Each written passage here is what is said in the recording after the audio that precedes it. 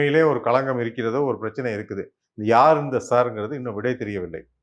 அது கிளியரா இருக்குமா நம்ம? காரணம் என்னன்னா, அந்த பொண்ணே வந்து இந்த மாரி சார்ன்னு ஒருத்தர்ட்ட ஃபோன் பண்ணி கேட்குறாங்க. ஸோ ஒரு அந்த விக்டிம் அந்த ஆளான அந்த பொண்ணு இவ்வளோ தைரியமா வந்து ஸ்டேஷன்ல வந்து முதல்ல வந்து புகார் குடுக்குது.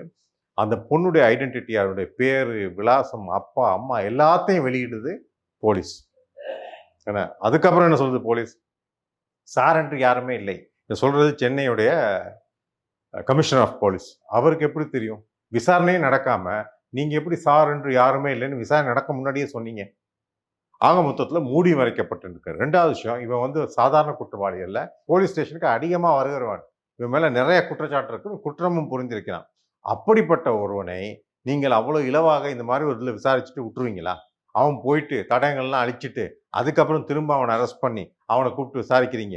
அவனும் வந்து சண்முகத்துக்கு ஃபோன் பண்ணியிருக்கான். வட்டச் செயலாளர். மாசுவுக்கு ஃபோன் பண்ணியிருக்காரு. அதுக்கப்புறம் போலீஸ் அதிகாரிகள் சில பேர், அத மட்டும் நான் எடுக்க மாட்டேன் அப்படிங்கிறாரு அண்ணாமலை. எப்படி? அவர்களும் இந்த இதில ஈடுபட்டிருந்தால், அவர்களும் இந்த குற்றங்களை மறைத்திருந்தால், அவர்கள் பேரையும் நீங்க எடுக்க வேணும்.